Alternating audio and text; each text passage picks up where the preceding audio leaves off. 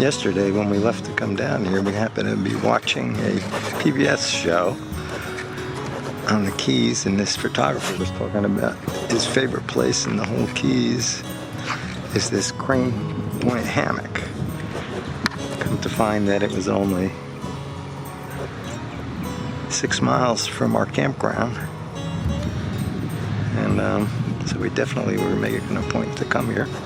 There's trails. It's 63 acres. So this is the parking entrance area. It's pretty cool.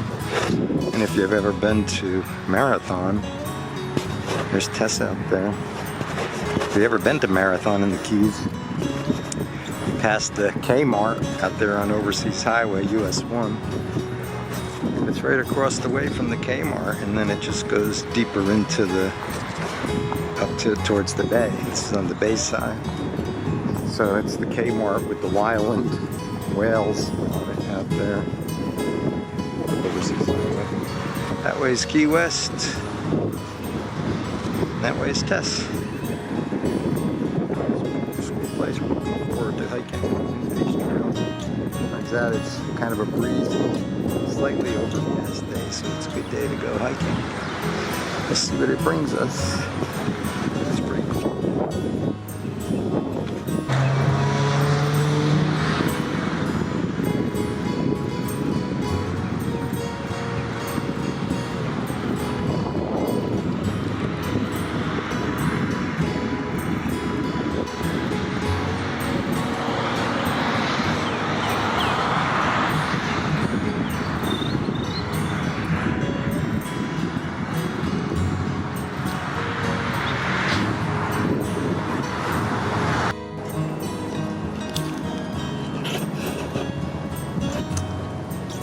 This is the center once you come out of the museum.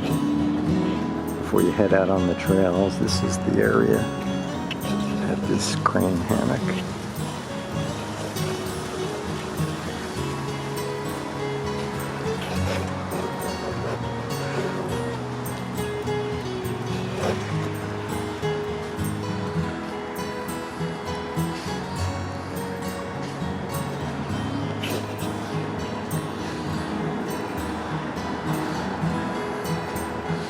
Mola or ocean sunfish. It's a big sucker.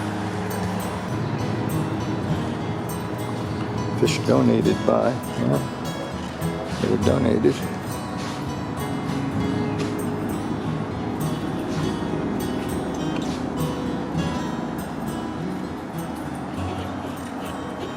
There's a Goliath grouper.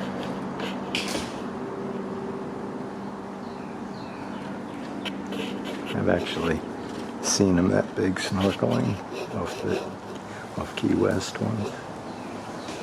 That's kind of ominous when you come across one. Pretty docile, but ominous looking when you see it right in front of you in the water. Anyway, we're gonna head out on our trail. See what we'll see.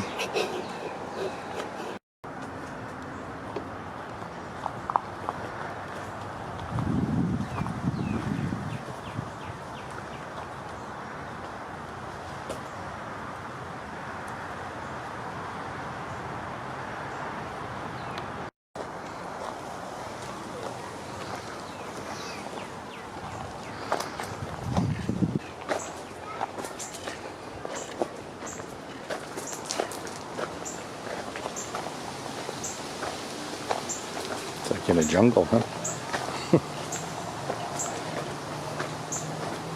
A gravel path jungle.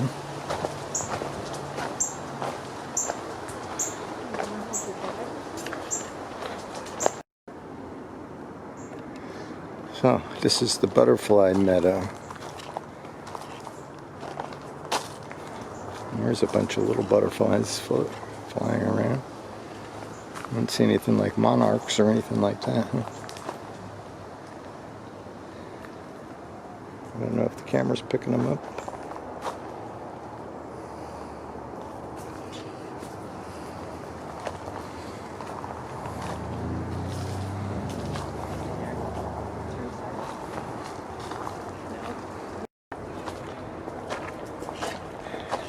Another little butterfly hangout spot, huh? I guess all through here. I guess that's what that big butterfly is about over there. That's probably a good bet. It's a butterfly area. I don't know if this is picking it up, but there are lots of butterflies flying around.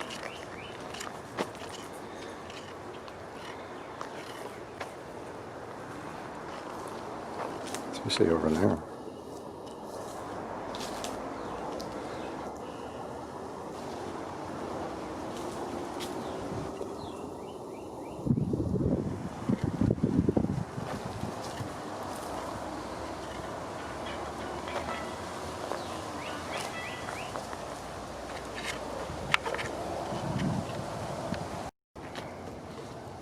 Right there, like little bells type things. Huh?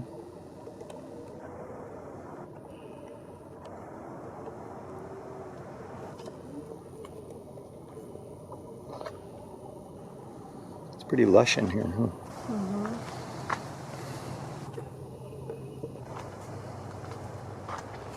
This is still the butterfly area. You see them floating around. It's a pretty big area for butterflies, huh?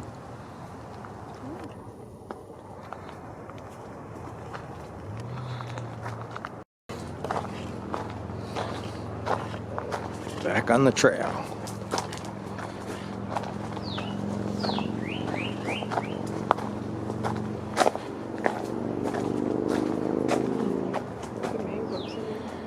Yeah. Some dried up mangrove. That's what it looks like. Yeah, there's a sign. Red mangrove.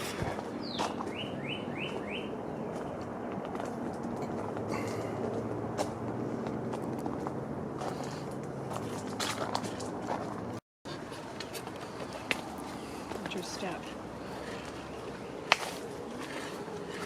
So we're going to the Adderley house, whatever that might be, but it's off of this path. It's in this path. This is kind of a gnarly looking path.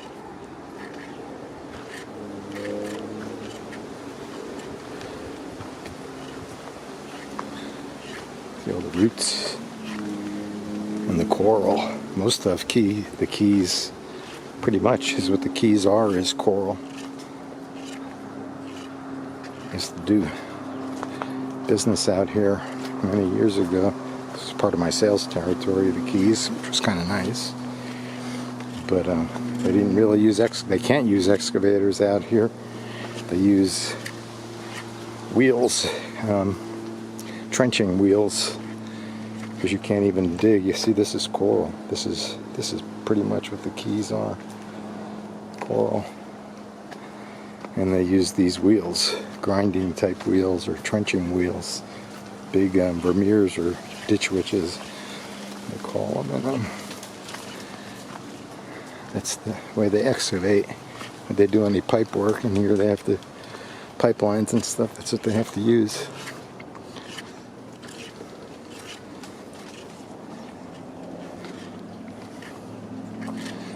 Butterflies everywhere.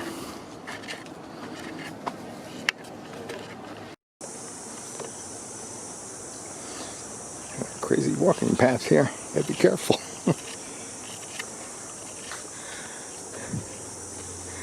That coral can be sharp too. You just see it. You don't want to fall on that stuff.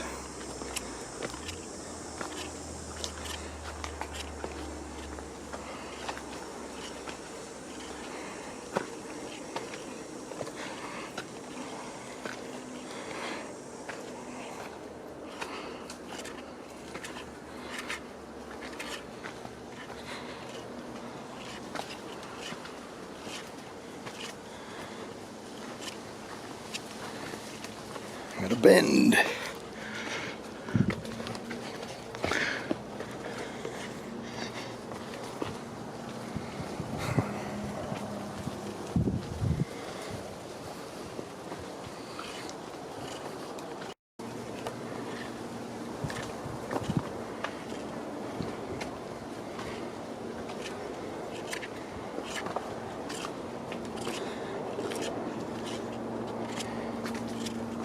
I'm starting to wonder if I really care about seeing this Adderley house.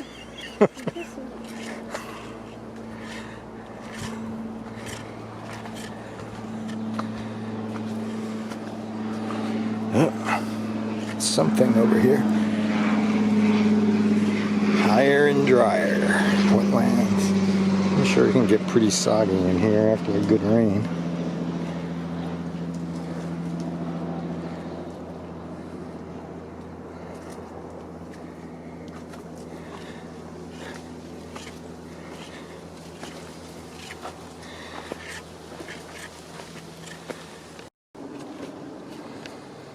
After about an hour and a half trek through the woods, through the jungle, we've come across the Adderley house. And there's the Adderleys.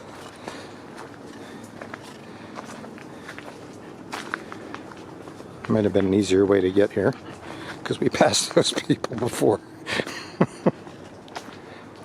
This is the Adderley house. What is the Adderley house, Tess? It's kind of cool. It's like an old, almost like adobe looking. It's probably coral. Everything's coral down here. Adderley House was built in 1910 and engaged in sponging. It was built in 1910. Yeah. As a boatman engaged in sponging. A relative of Adderley described his boat as a 20-foot single-masted sailboat with a small low cabin. Loading his boat with, if I had my glasses on, provisions for a week or two. George would depart, towing his dinghy at the sponge grounds. He would pull his dinghy along, scanning the water for sponges. In deep water, he would look through a glass bottom bucket to spot the sponges.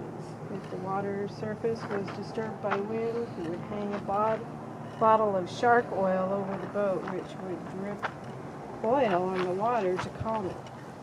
And when he spotted a sponge, he would use a 3-pronged iron hook to tear it from the bay bottom.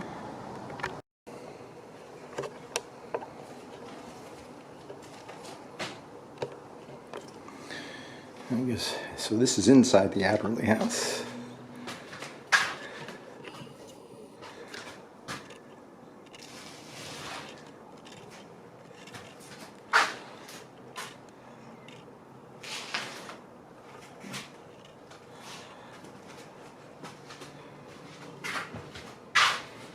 Which they had to have some kind of screens, you would think. The mosquitoes would be crazy out here.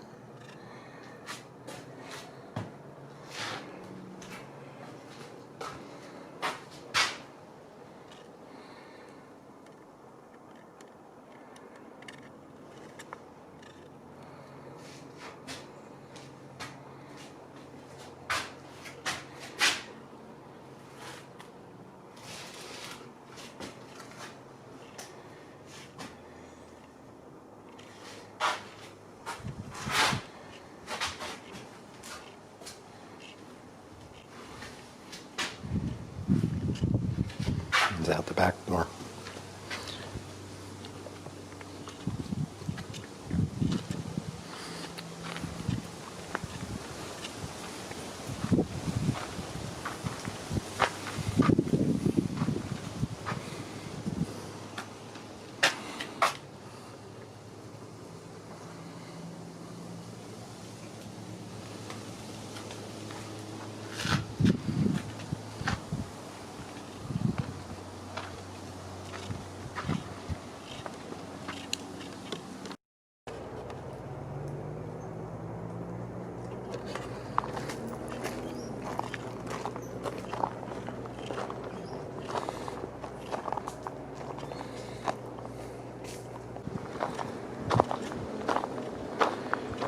So instead of going through that jungle path where the sign said turn for Adderley House, we could have gone farther and turned here for Adderley House. But it was kind of fun going through that jungle path anyway.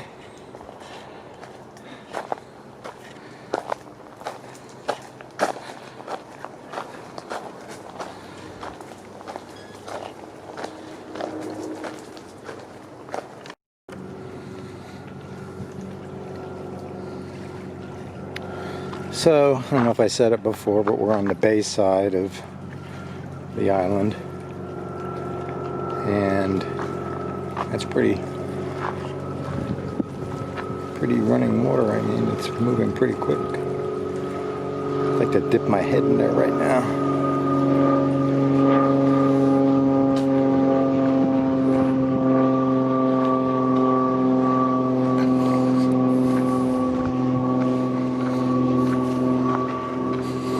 That's the bay.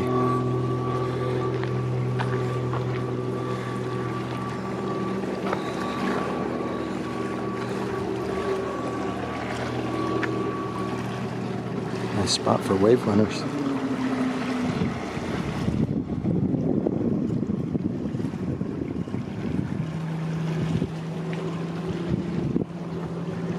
It's kind of a lagoon side.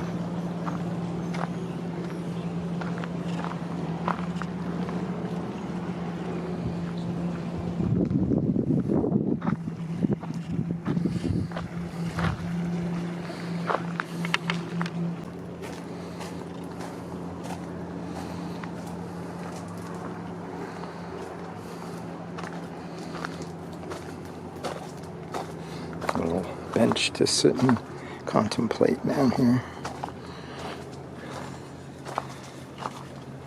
Almost shady, kind of shady. Another look out on the bay there.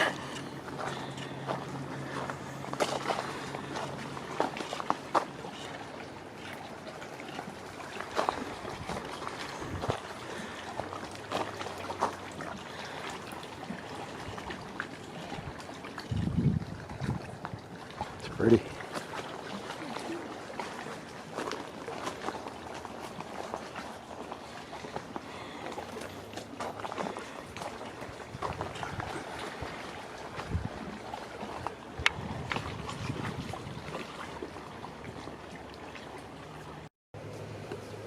So this is a wild bird refuge in here.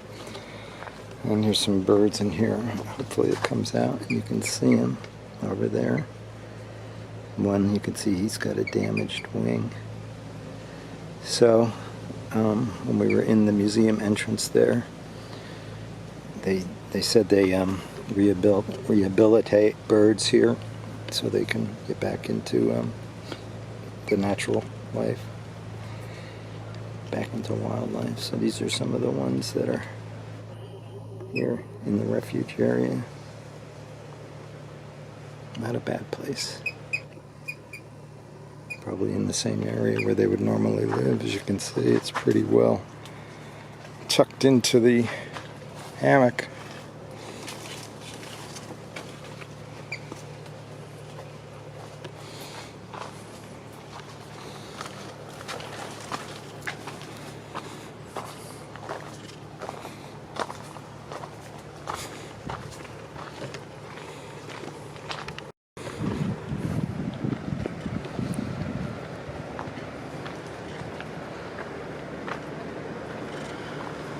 I'm in the Marathon Wild Bird Center.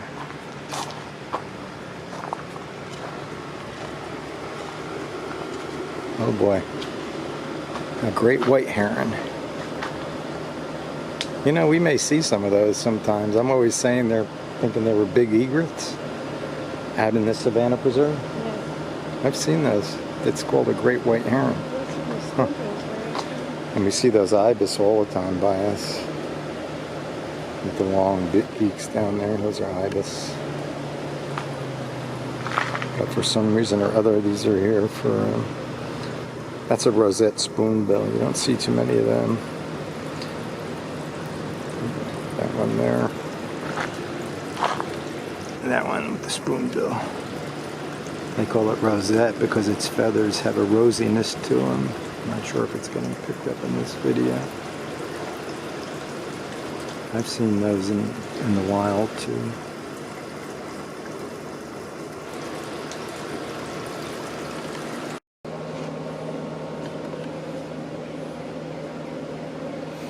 American kestrel, and he's up there. He or she.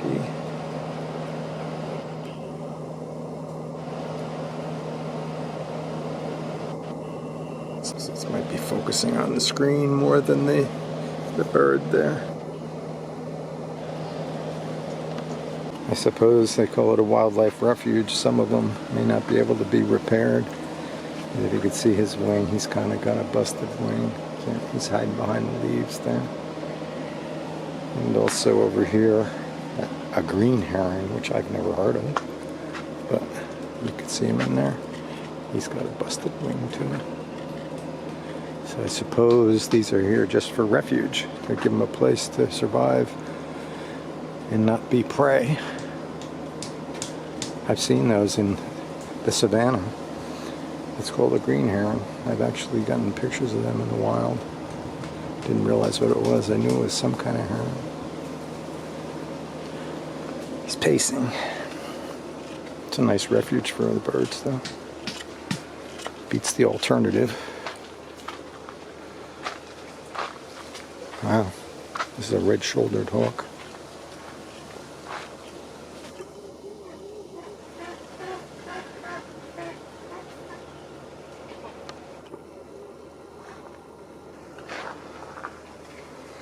There's a human being.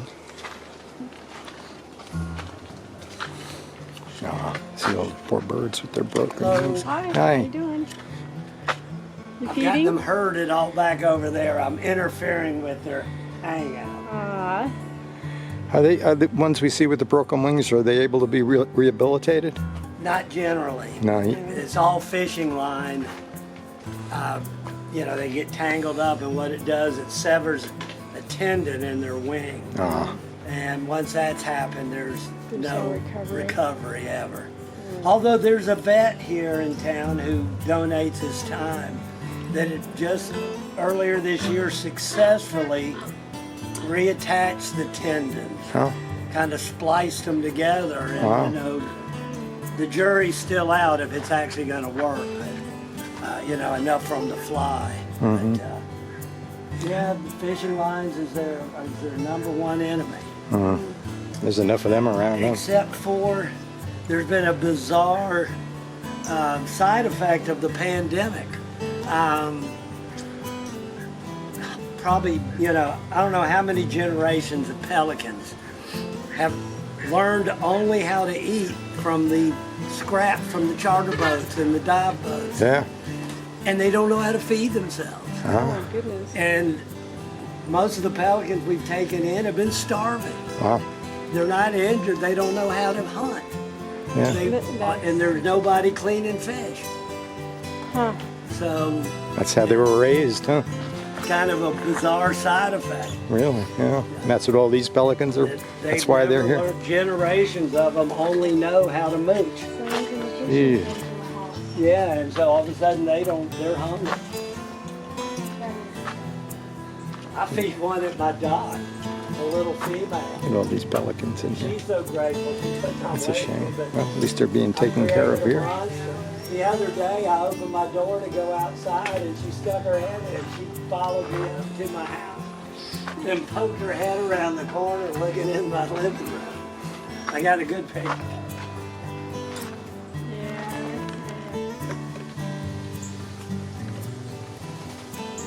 So while they do rehabilitate and rescue the birds here, this here, Oliver, the osprey. Say, hi Oliver. Hey Oliver. He has been here 19 years, we were just told. 19 years. He's got a wing that's just unrepairable. So, he's just been living his life here. Beautiful birds. I just photoed some osprey in the wild just a couple of days ago up in the Savannah Preserve by us.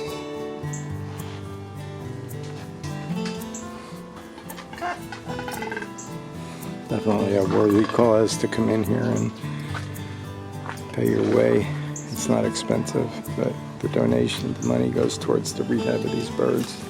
A good, great cause.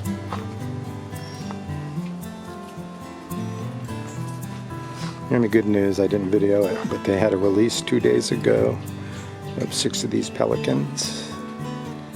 And So they do leave, because now the fishermen are able to fish again. And if I got it right, most of them were dependent upon the fishermen because they grew up at a time when that's where the fish came from. They just, and if you've ever seen it, they have it by the marina by our house, where when the boats come in about 3 o'clock, 3 or 4 o'clock, well, all the pelicans, masses of pelicans, are where the fishermen are cleaning their fish, and they throw them these huge skeletons or bones from the fish, and they manage to live that way. Put a donation in.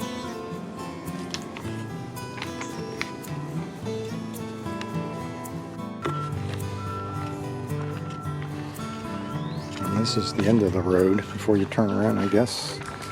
The historic Crane House.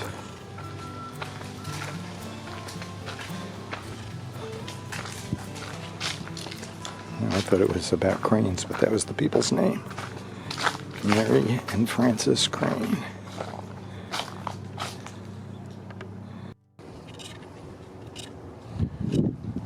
That's the old Crane House from the back. It's been nice to live right on this water. I don't think anybody lives in there now. See people out on the mangrove.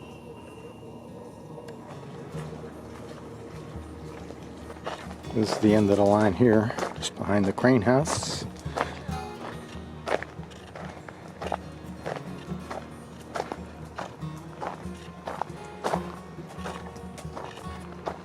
Oh, cool. Oh, yeah. That's a good picture. Looks like it has... Is that the Puerto Rican flag with the star? Not sure. I'm definitely going to get that photo.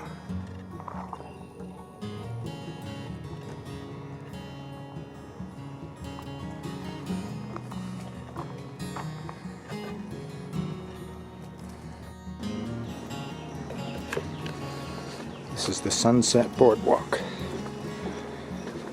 I assume you can watch a sunset from here.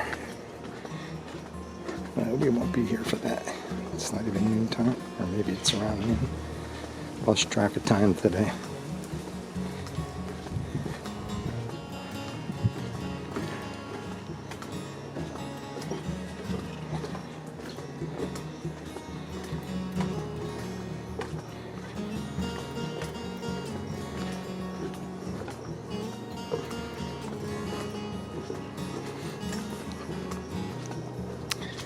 Mangroves. That's what we're walking through. These are mangroves. That's these trees.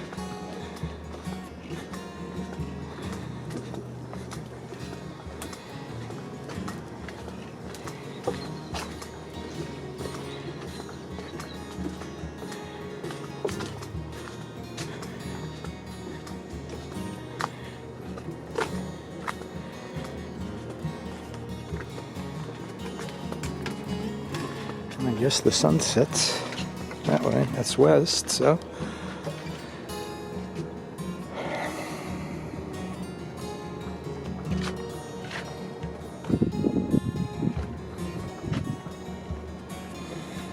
Nice clear water down there.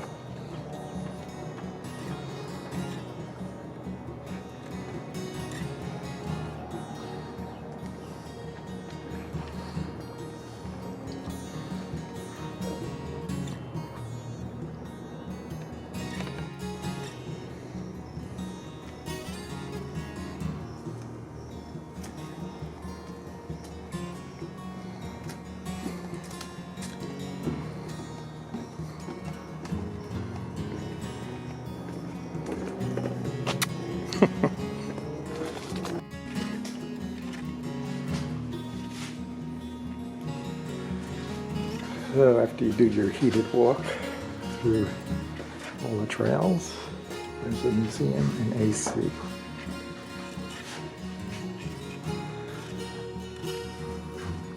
Museum about this area of the Keys. Calusa, India.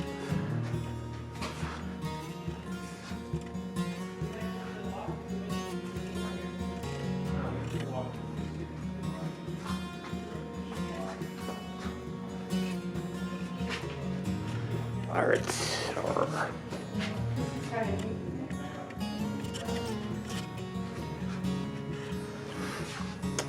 yeah. Wish it was real water. I'd jump in.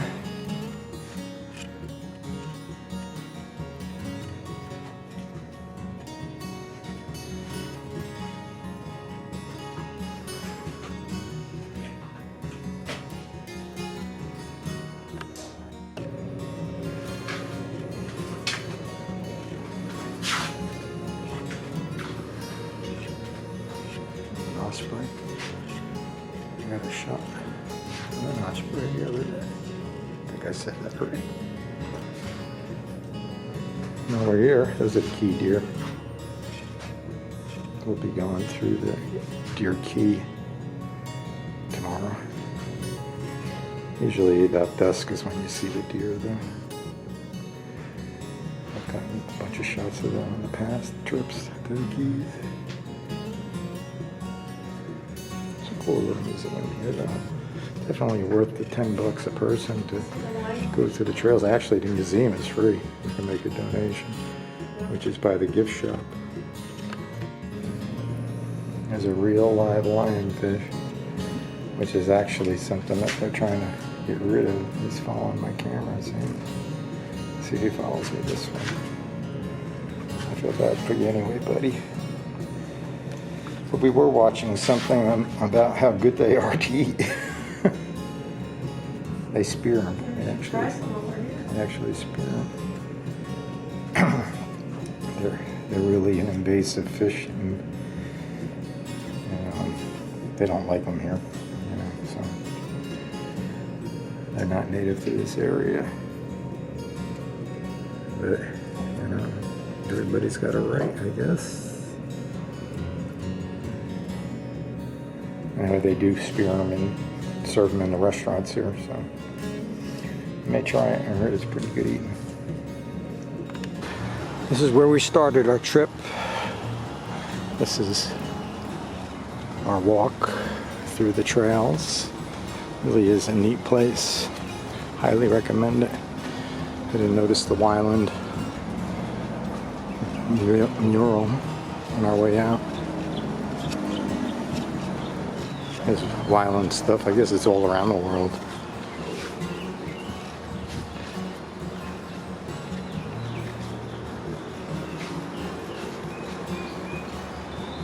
This is where you start.